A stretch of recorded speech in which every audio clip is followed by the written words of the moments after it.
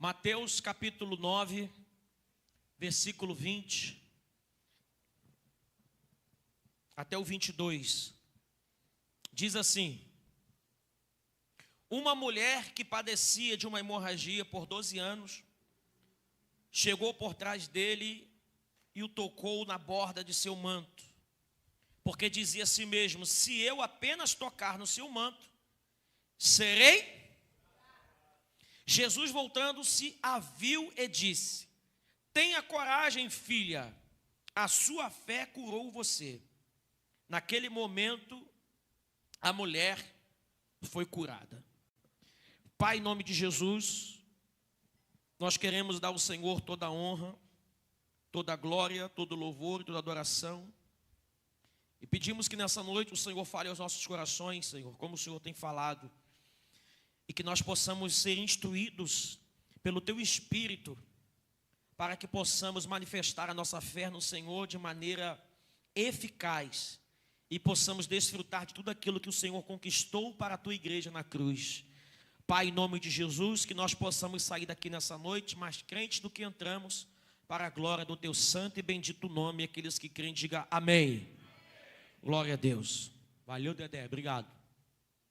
Queridos, eu quero trabalhar com o tema nessa noite, nessa mensagem, que é tocando no favor de Deus. Diga comigo, tocando no favor de Deus.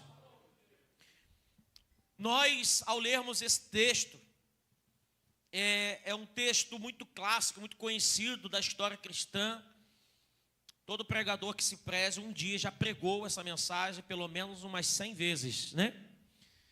E eu já preguei essa mensagem pelo menos umas 1000 vezes. E cada vez que eu prego essa mensagem, esse texto, a história, sempre tem algo diferente a relatar. Mas essa noite eu não queria apenas falar dessa mulher. Eu quero falar de um contexto de repetição que acontece na Bíblia. Todas as vezes, preste atenção nisso, todas as vezes que você vê repetições na Bíblia, coisas que acontecem repetidas vezes, isso significa que há um princípio de Deus estabelecido na terra através dessa repetição. Por exemplo, existem algumas repetições na Bíblia quando se trata de você colocar diante dos seus olhos, você visualizar algo que você gostaria que acontecesse na sua vida. A visão, ela faz parte de uma profecia, ela faz parte de um processo profético para que se manifeste algo na sua vida. Exemplo, a Bíblia diz que quando Deus, ele vai falar com Abraão, dizendo para ele que ele teria uma grande nação, Abraão não pôde entender o que Deus queria falar para ele, que tipo de quantidade, como seria essa quantidade de filhos, de descendentes que Abraão tinha. Então Deus faz Abraão sair de dentro da tenda e manda ele olhar para o céu. E pergunta para ele se ele tinha condições de contar as estrelas do céu. E depois ele mandou o Abraão olhar para a terra, para a areia, e perguntou a Abraão se ele poderia ter condições de contar quantos grãos de areia havia ali. Então, na verdade, o que Deus está trabalhando? Deus está trabalhando o princípio da visão ativa no mundo profético. Porque você só chega ao alcance da sua visão. Você só vai até onde a sua visão te leva. Se você não tem uma visão, se você não tem uma expectativa, se você não tem uma esperança, você não se move em direção àquilo. Então nós precisamos ser ativados no dom da visão espiritual. Deus falou, olha, para que ele pudesse gerar dentro do coração dele, gerar no ventre espiritual dele, para que então fosse possível aquilo que já estava acontecendo no mundo espiritual, pudesse também acontecer no mundo físico e ser ativado no mundo físico. Quem me entende? Então existe um princípio de você ver. Um outro princípio fala de Jacó. Quando Jacó fez aquele acordo com seu sogro Labão, e o Labão falou assim, vamos fazer o seguinte, todas as ovelhas que nascerem malhadas, salpicadas, serão suas, e aquelas que nascerem lisas, sem mancha, serão minhas. O que a Jacó fez? Sabendo desse princípio da visão, Jacó fez as ovelhas enxergarem aquilo que ele já estava enxergando espiritualmente. Jacó pega algumas varas e risca as varas, tira algumas frechas de casca, e a vara fica listrada. E Jacó coloca aquela vara enfiada num bebedouro, num açude, algum lugar onde as ovelhas desciam para beber água. E toda vez que as ovelhas estavam gestantes, elas olhavam, enquanto bebia água, olhavam para aquelas varas listradas. E todas as ovelhas que nasciam listradas, salpicadas e malhadas. É o princípio da visão. Você precisa enxergar aquilo que Deus já enxergou. Você precisa profetizar por meio daquilo que você está vendo, para que o mundo espiritual seja ativado, para que aconteça na sua vida na terra. Um outro exemplo disso, nós podemos ver, existem várias repetições. A Bíblia fala que quando Deus dá uma visão, uma profecia, uma revelação para Abacuque, Deus fala para Abacuque assim: escreve bem legível, bem grande a profecia, e coloca num lugar que todos possam ver, até quem passar correndo consiga ver aquilo que eu estou falando com você. Então você vê que existem repetições. Todas as vezes que você vê repetições na Bíblia, isso significa que é um princípio estabelecido por Deus no mundo espiritual. Amém, queridos? E aqui nós podemos perceber que no Novo Testamento, Jesus, ele veio aplicando um princípio, e esse princípio, ele vem sendo repetido. A teologia ensina o seguinte: que quando há mais de 2 textos, 3 textos iguais, aquilo significa que aqueles textos estão apontando para uma doutrina. Quando há repetições de textos parecidos, aquilo é uma doutrina que Deus estabeleceu. Nós temos que entender que existe usos e costumes, existe cultura e existe doutrina. Usos e costumes é moda, passa. A gente tem o costume de usar um certo tipo de roupa, e passa-se 5 anos, 10 anos, alguns anos, a gente olha para trás para as roupas que nós usamos, e fala assim: meu Deus, como que eu pude usar um troço desse? Quem já se viu assim? Quem já se viu? Não é assim? Por exemplo, antigamente, nós, os homens, usávamos roupa social, né? O chamado de terno, e as bocas eram largas, e a gente achava que estava lindão, bonitão. Eu gostava de usar um sapato social, que o solado ele era de madeira. Eu andava assim na igreja e fazia toque, toque. Eu me sentia o máximo com aquele negócio. Só que, eu tenho um terno lá em casa ainda, dessa época, que a boca é larga. E às vezes eu tento colocar para, né? Não vai, irmão. Porque a gente está acostumado já com a calça apertadinha aqui no final, a boca apertadinha. Então eu lembro que quando eu era mais novo, eu via as fotos da minha mãe, da minha tia usando umas calças tal de boca de sino, quem lembra? Eu olhava e achava ridículo. Só que depois a moda voltou de novo e ficou bonito. Vai entender? Porque é usos e costumes. São coisas que vêm e vão. Cultura é algo também que é passageiro, mas a cultura está relacionada a um país. Aquilo que aquele país come, consome, usa, veste, um penteado, um negócio qualquer, usos e costumes, é cultura, culinária. Agora, o que é doutrina bíblica, ele serve tanto para o Brasil, para o Japão, para a China, para a Coreia, qualquer lugar. Doutrina do céu serve para qualquer ambiente, qualquer época e qualquer cultura. Conseguiu compreender isso aqui? E aqui, no Novo Testamento, a gente consegue perceber uma doutrina estabelecida. Existe uma doutrina na Bíblia que poucas pessoas enxergam como doutrina, que é a doutrina da imposição de mãos. Jesus falou que quando nós fôssemos orar por alguém, nós deveríamos colocar as mãos. E a gente vê isso se repetindo na Bíblia por várias vezes. Impondo Jesus as mãos, impondo o apóstolo Paulo as mãos, impondo Pedro as mãos. Ou seja, existe um mistério que Deus colocou na mão. Porque a mão do ungido, ele transfere uma unção, ele transfere o poder, ele transfere algo do céu. A imposição de mãos é poderosa. É poderosa. E a gente consegue perceber, nesses textos, eu vou falar alguns textos aqui, são poucos, a respeito da manifestação curadora de Deus. Eu já falei sobre isso, mas nunca, o pastor precisa ser repetitivo, porque sempre tem pessoas aprendendo, pessoas chegando.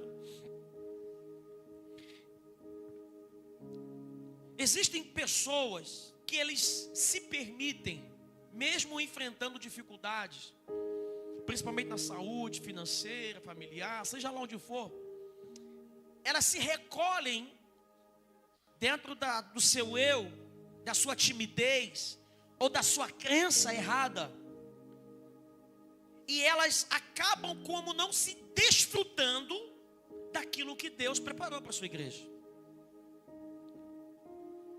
A Bíblia diz que nós precisamos, ou nós devemos orar uns pelos, para que sareis. Para você receber a cura, para você ser sarado em qualquer área da sua vida, seja sentimental, emocional, espiritual, fisicamente, para você ser sarado, você precisa receber a oração de alguém. É muito raro, é claro que para toda regra existem as suas exceções. É muito raro, repito, é muito raro alguém receber a cura sozinho dentro de casa. Muito raro. Biblicamente falando, não houve nenhum momento na Bíblia, nenhum sequer, que alguém recebeu a cura sozinho dentro de casa. Pelo menos no Novo Testamento não. Aliás, só tem um texto na Bíblia. Em toda a Bíblia, pelo que eu me lembro, só existe um texto que alguém recebeu a cura dentro de casa sozinho. O nome dele é Rei Ezequias. Ele recebeu uma profecia, uma palavra de Deus, o profeta Isaías dizendo assim: você vai morrer. Bota a sua casa aí, você vai morrer. Quando o profeta vai embora, a Bíblia diz que ele vira o rosto para a parede e começa a fazer duas coisas. Primeira coisa, ele começa a orar. E a segunda coisa, ele começa a chorar. Esse choro não é um choro de tristeza, é um choro de humilhação. Aí, ele está cumprindo um outro princípio que Jesus estabeleceu lá no Novo Testamento. Jesus não estabeleceu, Jesus revelou, porque todo o princípio da Bíblia já foi estabelecido por Deus antes da criação do mundo. Jesus só revelou. Jesus falou assim: aquele que se humilhar, os apóstolos, né, usado por Deus, aquele que se humilhar, se eu não me engano foi a Tiago, perante a poderosa mão de Deus, no tempo oportuno Deus o exaltará. Eu já preguei essa mensagem, está lá no YouTube. Porque o título da mensagem é porque Deus não ouve meu choro. Depois você vai lá e assiste essa mensagem. Eu falo sobre o choro, baseado no texto de Mateus 5, quando Jesus fala assim: bem-aventurados os que choram. Então só um texto que eu lembro na Bíblia que alguém foi curado sozinho dentro de casa. Mesmo assim, Deus falou para o profeta: volta lá e fala para ele que eu estou acrescentando os anos de vida. Ele recebeu a cura pela oração dele, mas mesmo assim precisou ser testificado por um profeta. Então, querida igreja, por que Deus faz isso? Para a gente não ficar soberbo, para Deus mostrar para a gente que a gente precisa porque você não pode ser igreja sozinho. Você precisa de alguém que ore por você, e alguém precisa que você ore por ele. Então a Bíblia está cheia de princípios espirituais e doutrinas espirituais. E quantas vezes, irmãos, eu já vi pessoas reclamando que está doendo aqui, está com dor aqui, está com problema ali, enfermidade assim, que está fazendo tratamento, que está tomando remédio, mas não tem a coragem ou a fé para chegar e falar assim: pastor, você pode orar por mim? Você está entendendo? Você não pode ficar tímido, porque a Bíblia diz que os tímidos não herdarão o reino dos céus. A timidez faz você perder tudo aquilo que Jesus conquistou para você. Levante as suas mãos comigo e diga assim comigo: tudo que Jesus conquistou é direito meu. Diga: é minha herança.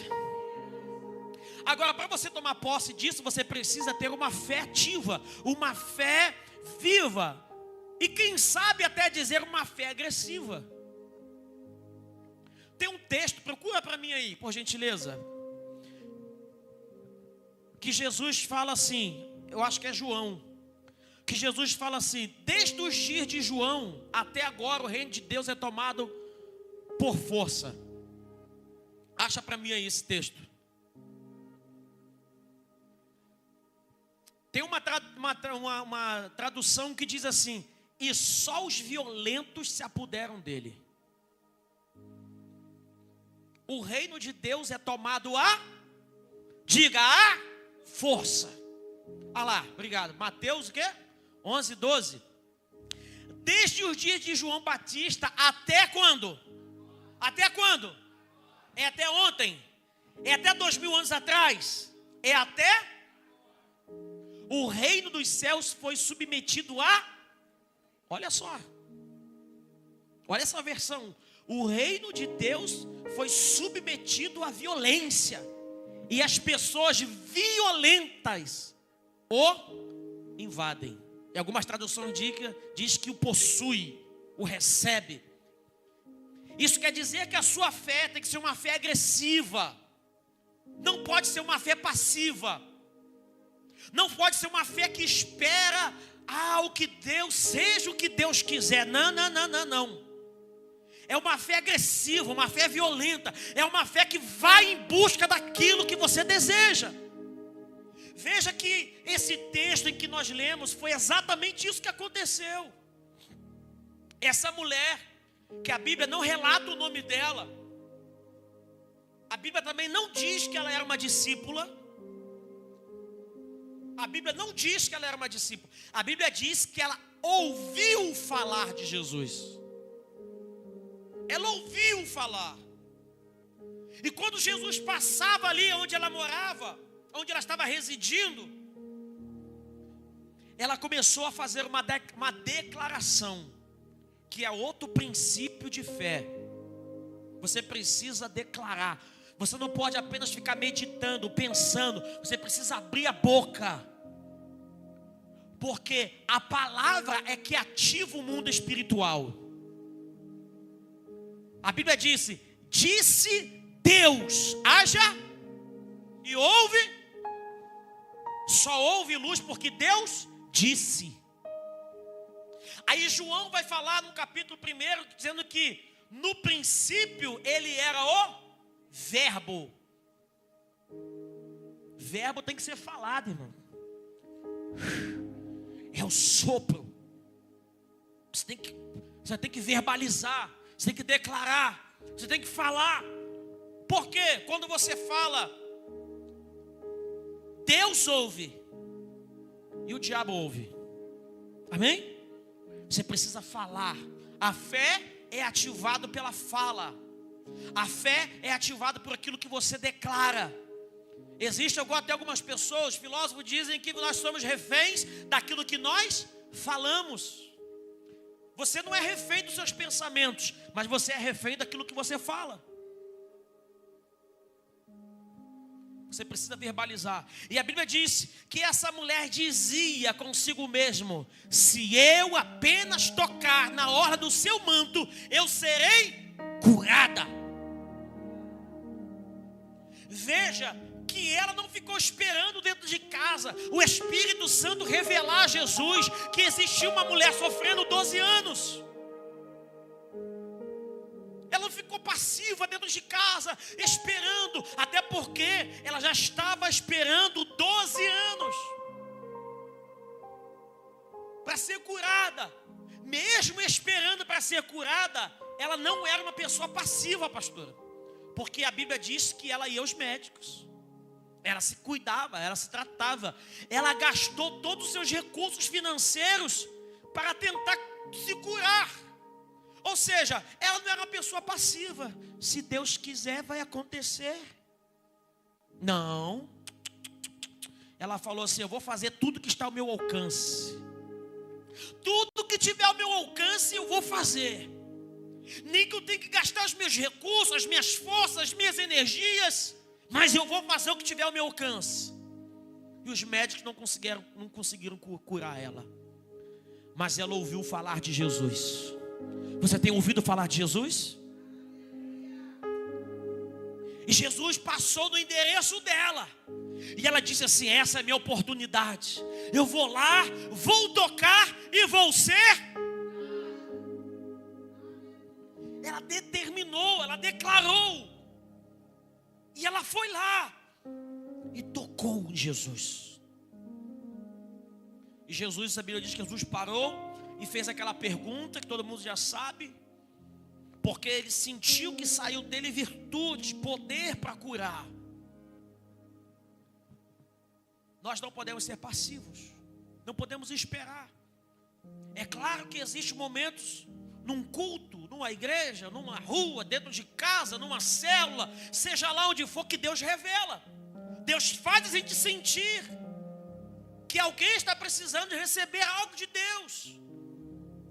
Mas nem sempre isso vai acontecer. Porque às vezes Deus quer testar o seu coração. Deus quer provar a sua humildade. Deus quer que você abra a boca e peça: ore por mim, me ajude em oração. Vamos fazer uma campanha, vamos fazer um propósito, vamos fazer um jejum, vamos entrar numa guerra. Queridos, nós somos uma igreja que vivemos em comunidade. Nós temos as redes para dar apoio, nós temos os líderes. Se você está enfrentando um problema, se una com essas pessoas, peça ajuda, peça oração. Vamos fazer uma campanha, vamos fazer um jejum, vamos orar de madrugada, vamos invocar o céu.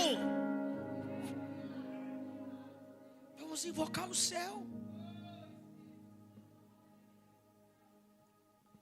O Robinho foi feliz aqui na palavra que ele disse que Paulo clamou a Deus 3 vezes. Ele orou uma vez. Escute isso. Clamor é diferente de oração. Orar é uma coisa, clamar é outra. O clamor vem de um ato de desespero. Paulo estava desesperado. E ele clama a primeira vez e não tem. Ele clama a segunda e não tem. E ele clamou a terceira, então a resposta veio. Como ele disse aqui, não veio a resposta que ele queria, mas a resposta veio. O clamor é algo do desespero, é da alma, vem do fundo da alma. Então há momentos que só a oraçãozinha não funciona.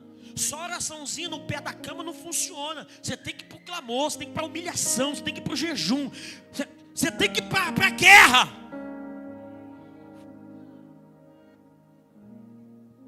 Eu acho que eu já contei, mas torna a repetir a história de uma moça aqui de Magé, que ela fazia tratamento de hemodiálise.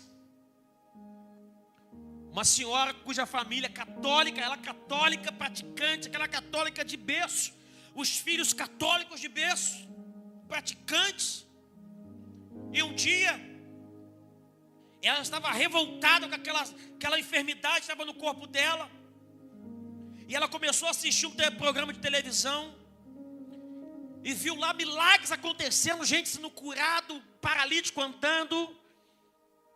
E ela chegou para os filhos, uma senhora de 70 e poucos anos.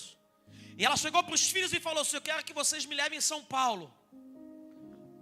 Porque se eu for naquela igreja, Deus vai me curar. Só que a família inteira tinha preconceito desse pastor. Porque ia na cabeça dos outros que a mídia dizendo assim, que esse camarada é um ladrão. Isso é ladrão, isso é um enganador. E o ser humano tem disso. A gente não conhece a pessoa, só porque tem alguém falando mal dele, a gente acaba falando também. A gente sabe da vida. E aí começaram a falar: não, mãe, esse fulano aí é ladrão, isso não vale nada, aquele negócio é tudo mentira, aquilo é encenação, ele paga as pessoas para contar aquele testemunho falso. E a mulher disse assim: vocês vão ter que me levar lá, porque se eu for lá eu vou ser curada. Olha isso. Não, mãe, tem tanta igreja por aqui, a gente tem a nossa igreja. Se Deus quiser te curar, Deus te cura aqui mesmo. Vamos fazer o seguinte: se vocês não me levar lá, eu vou fazer greve de fome. Olha a fé. E aí, pastora, os filhos falaram assim, se juntaram e falaram assim: ó, a véia está ficando doida. Daqui a pouco passa, vamos vir enrolando, daqui a pouco passa. A mulher se trancou dentro de casa, fez greve de fome. Passou um dia: ô mãe, toma. Não queria. Toma, não queria. Ó, vamos levar a véia lá, que já faz hemodiálise, já não bebe água. E vai ficar sem comer, vai morrer. E aí a culpa vai cair em cima de quem? Da família. Vamos fazer o seguinte: para fazer a vontade dela, vamos lá. Entrou os filhos, pegou os filhos, botou dentro do carro e partiu para São Paulo. Chegou lá na igreja, não tinha culto. Não estava em horário de culto. Mas quando ela botou o pé dentro da igreja, pastora, ela se urinou todinha. As filhas ficaram assustadas, não sei se você sabe, mas quem faz hemodiálise não urina. Por isso que tem que fazer a filtragem. Não urina. Quando ela botou o pé dentro da igreja, ela se urinou todinha. Os filhos ficaram espantados, horrorizados com aquilo, sem entender o que estava acontecendo. Os obreiros vieram, ajudaram ela, levaram para o banheiro, deram um banho. Nem roupa ela levou. Os irmãos lá da igreja mesmo, os obreiros estavam de plantão, arrumaram umas roupas, botaram nela, deram um banho nela. E eles nem no culto participaram, entraram dentro do carro e voltaram para Magé. Chegou no dia de ela fazer hemodiálise. Ela foi lá na clínica, uma clínica que tem ali em Magé. Não sei se os irmãos sabem onde é, perto da antiga Enel.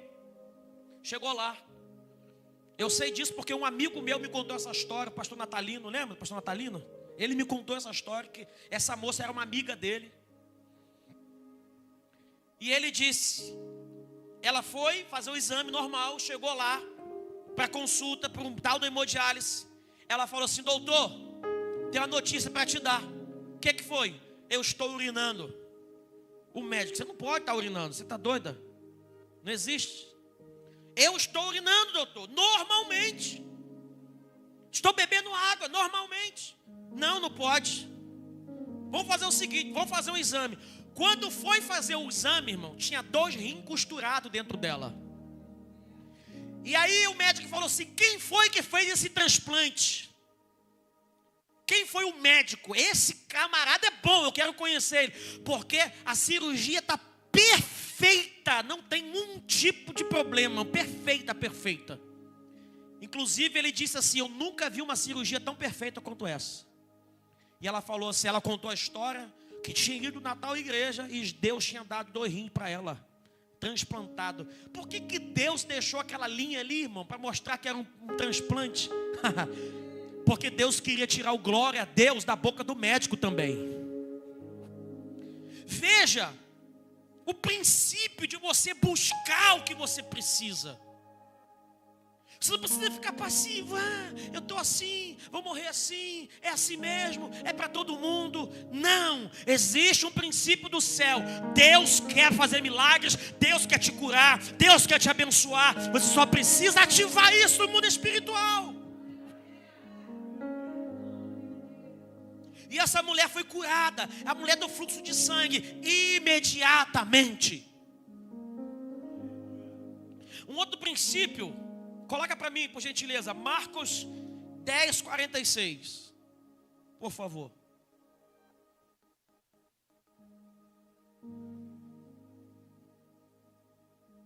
Então chegaram a Jericó, quando Jesus e os seus discípulos, como a grande multidão estava saindo da cidade, o filho de Timeu, Bartimeu, que era o quê? Estava sentado à beira do caminho, pedindo esmolas. Continue. Ao ouvir que era Jesus de Nazaré, começou a gritar: Jesus. Continue. Muitos o repreendiam para que se calasse, mas ele gritava ainda: Filho de Davi, tem misericórdia de mim. Vai, continua. Jesus parou e disse: chamem-no. Então chamaram o cego. Tenha coragem, levante-se, ele está chamando você. Os discípulos foram lá. Depois dele ter insistido, mesmo quando as pessoas mandavam ele ficar quieto.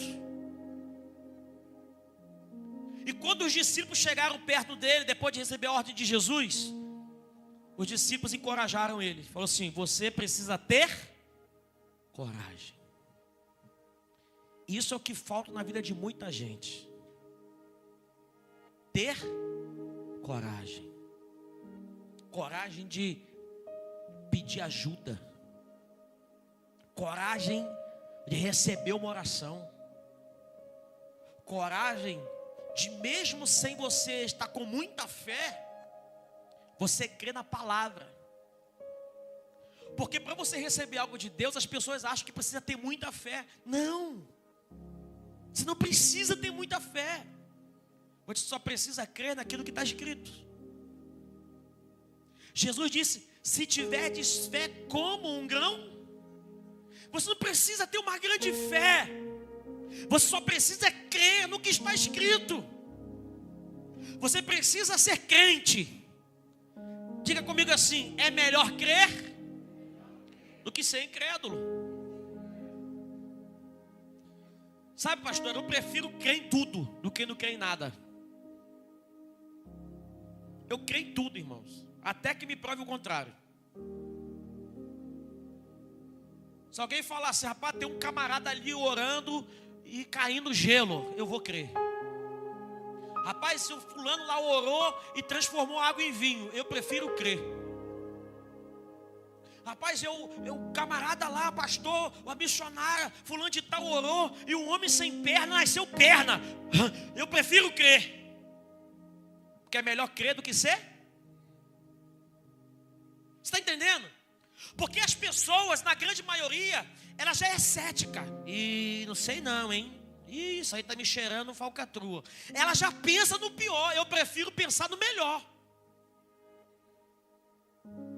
Eu prefiro pensar no melhor, irmão. Sabe por quê? Porque a Bíblia diz o seguinte: eu creio no que está escrito. Diga para a Bíblia comigo: eu creio no que está escrito. Jesus disse assim: tudo é possível aquele. O que é tudo, irmão? Existe alguma restrição para tudo? Sim ou não?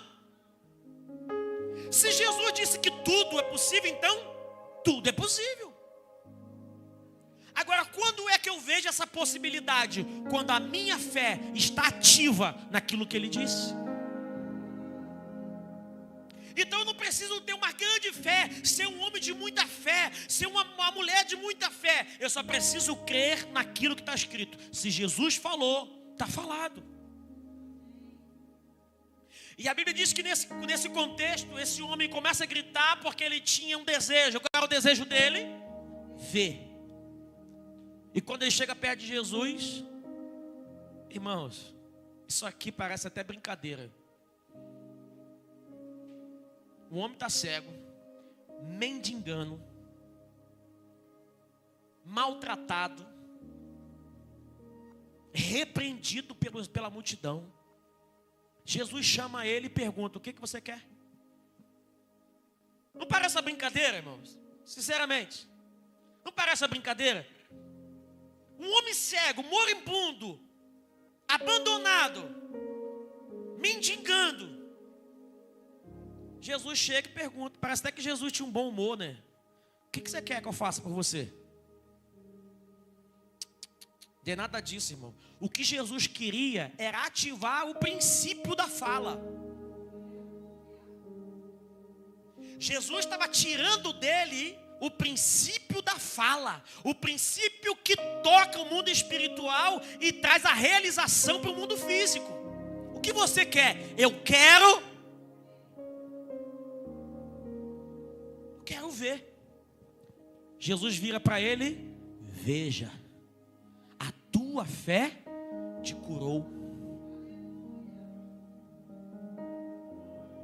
O que eu quero estabelecer com vocês aqui nessa noite é que você precisa se manifestar, você precisa falar, você precisa clamar e você precisa receber isso, acreditar na palavra. Ele pagou o preço, e esse preço não foi apenas para me salvar. Inclusive, quando Jesus fala para essa mulher do fluxo de sangue: a tua fé te salvou, a palavra grega escrita, porque o Novo Testamento ele foi escrito em grego. A palavra grega para salvou representa três coisas. No caso aqui, a palavra salvou é sozo. A palavra sozo significa salvou, curou e libertou. Quando Jesus diz para essa mulher do fluxo de sangue: a tua fé te salvou, ele está dizendo: a tua fé sozo. Você foi sozo, ou seja, você foi salva, você foi curada e você foi liberta. Você compreende isso aqui? O princípio de você manifestar a sua fé por meio de uma atitude prática, não uma atitude passiva, mas agressiva, violenta. Você não pode esperar as coisas acontecer, você precisa provocar. A física diz que para toda ação gera uma reação. E no mundo espiritual também funciona assim. À medida com que você age, o céu reage.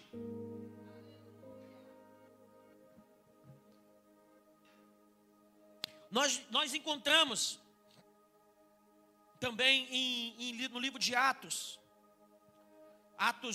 9, a partir do 32, conta a história de que Pedro estava na cidade de Lida, e ali ele encontrou um homem que estava paralítico. E a Bíblia diz que Pedro vira para Enéas e disse assim: Enéas, Jesus Cristo te dá saúde. Em algumas traduções diz assim: Jesus Cristo vai te curar, Jesus vai te curar. E Enéas recebeu aquilo. E então a Bíblia diz que Pedro impõe as mãos sobre ele. Impondo-as, Enéas foi curado. A Bíblia fala do caso do paralítico do tanque de Betesda. Não, a paralítica da porta formosa do templo. Pedro e João, indo para a oração da hora nona, viu lá um homem paralítico. E ele disse assim: eu não tenho prata nem tenho, mas o que eu tenho eu. E aí ele foi curado, sim ou não? Não.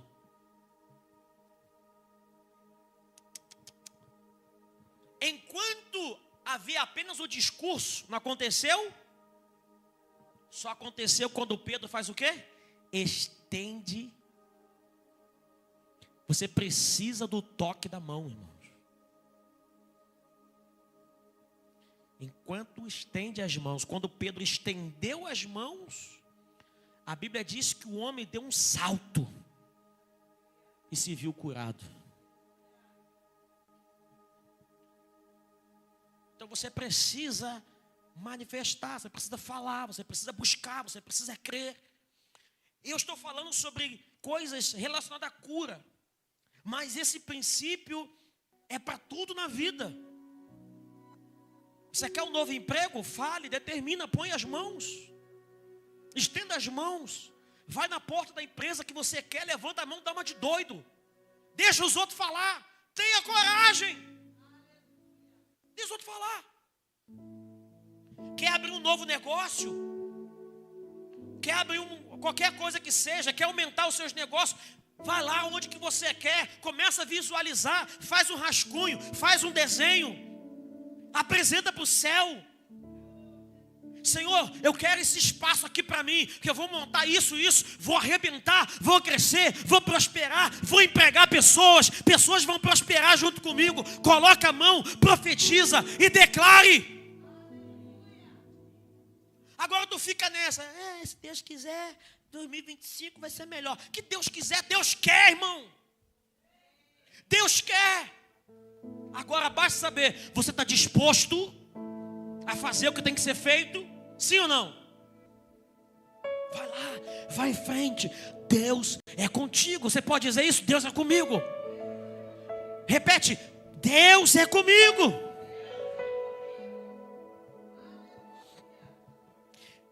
E depois do episódio do Enéas, uma turma de discípulas foram chamar Pedro,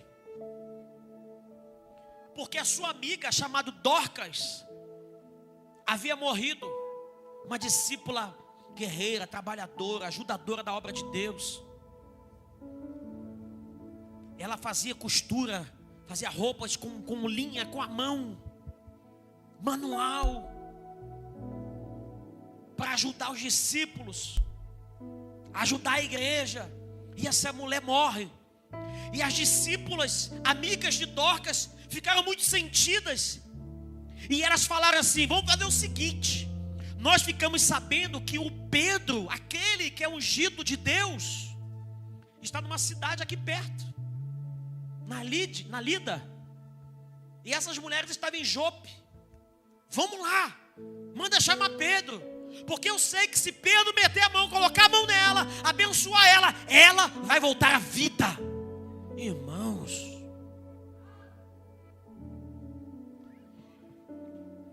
e eles ficaram sabendo que aquele paralítico Enéas havia sido curado. Falou assim: o homem está carregando unção, vamos lá.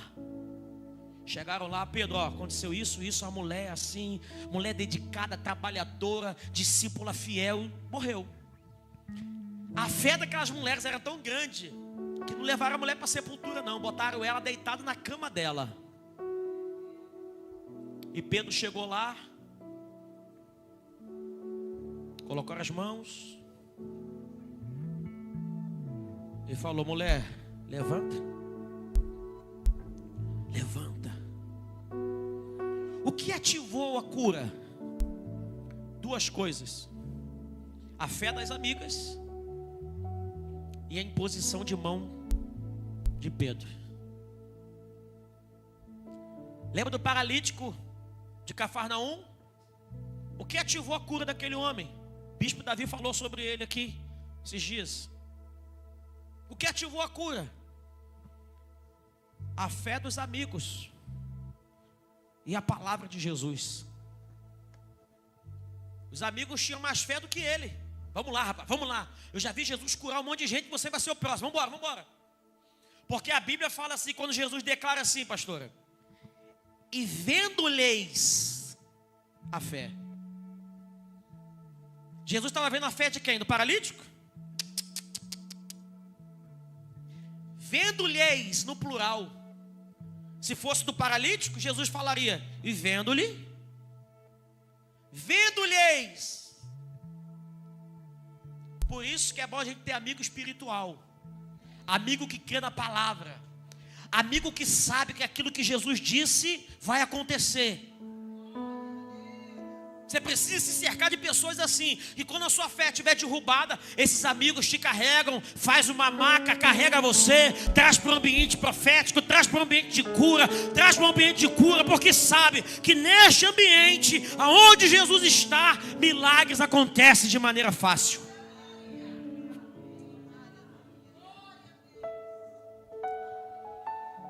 Você pegou isso aqui? Então não seja tímido. Precisou? Clame, peça ajuda. Vem cá, ora por mim. Ore por mim. Estou precisando, estou com uma enfermidade, estou com um problema, estou com uma situação no trabalho. Está guerra. Pastor, e se orar e não acontecer? Aí você vai para o segundo estágio, você vai clamar, vai se humilhar, você vai jejuar. Chama a equipe. Chama a equipe. Chama os amigos de oração. Olha, vou marcar reunião lá em casa. Que hora? 8 horas da noite. Para quê? A gente vai orar, porque eu estou passando uma luta. A gente vai todo mundo orar. Vamos orar, vamos clamar. Vamos orar ao Senhor. Deus vai responder. Deus vai se manifestar. A resposta vai vir. Seja crente de valor, de fé, e você vai ver a sua vida ser transformada em nome de Jesus. Você crê nisso, irmãos? Então fica de pé. Aleluia. Há um princípio do céu. Eu quero que você não faça dessa mensagem de hoje apenas um informativo, irmãos. A minha ideia nessa noite não é trazer uma informação para você. É ativar a sua fé, o teu espírito para viver coisas sobrenaturais. Eu quero ativar a sua fé. Tem algo poderoso dentro de você. E este algo não é apenas uma coisa, mas é alguém. E o nome dele é Espírito Santo. Ele está dentro de você. Você crê nisso? Feche os seus olhos em nome de Jesus. Aleluia. Pai, nós queremos dar ao Senhor toda a honra e toda a glória. Nós proclamamos a sua palavra, Senhor. Esta é a tua palavra que não volta vazia. Que os teus filhos sejam ativados, seja eles para impor as mãos ou para receber a imposição de mãos, mas que a fé seja ativada nessa noite. Nós aprendemos, Senhor, que nós não precisamos ter uma grandiosa fé. Nós apenas precisamos crer na sua palavra, apenas isso. Porque se eu creio na tua palavra, tudo é possível. Então nós cremos, Senhor, e que o céu seja ativado sobre os teus filhos nessa noite, para a glória do teu santo nome. Existe um Deus no céu, que a letra e o papel não pode